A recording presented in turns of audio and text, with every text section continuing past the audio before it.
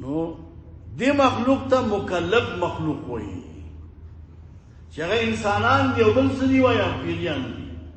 نو دنیا کې هر قسم تکلیف به د باندې راځي او لږه به راځي. د دین دپاره به ډېره قرباني ورکړي ځکه دا دارو تکلیف دی. خو ګوره تکلیف معنا دا ده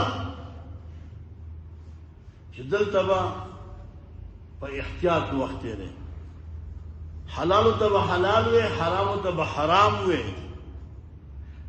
وی حافظ الفوری رحمه الله یو شعر ذکر کړی دی، وی حلال حلال ګڼه او د حرامو نه پرهیز کا مدام.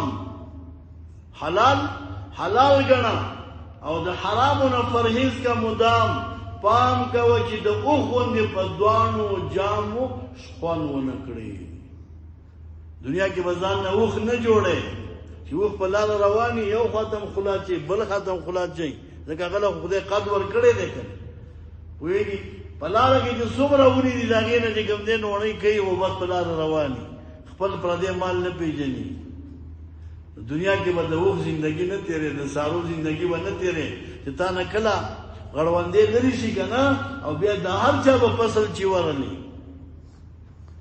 زمونږ استاسو د دې تفسیرو په دې مراکزو کې غرض یو دا خبره ده چې مونږ او تاسو دلته د نظام کې خدمت کوو، ولس سره مواجه کیږو، دلته بیت المال سره مواجه کیږو، د دې ولس د حق سره مواجه کیږو.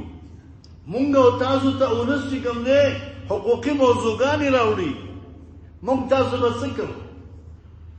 پټه به غوږ کې خبره وزره کوو چې دومره ماله راکوه نور بس بېغمه مزې کوه.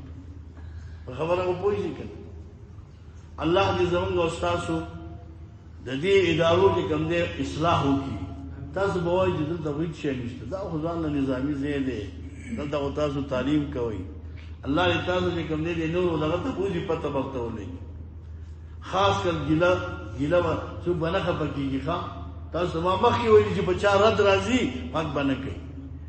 خاص کر دا زاړه ملګري چې ادارو کې پاتې شوي دي داسې یو چل ورځي او داسې طریقه ورځي ښه چې ته به ځان پوهېږي ټول ور په حرامو کې به خفه کېږو خو نه که نه په دې باندې.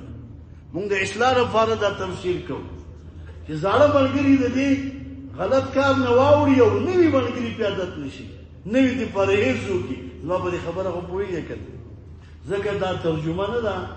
په سپارښتنو کې یو خبره دا وه چې کم از کم تاسو د دې ملګرو هغه ذهنیت جوړ کړئ چې د فساد اداري د فساد مالي نه دا ملګري ځان بچ کړي.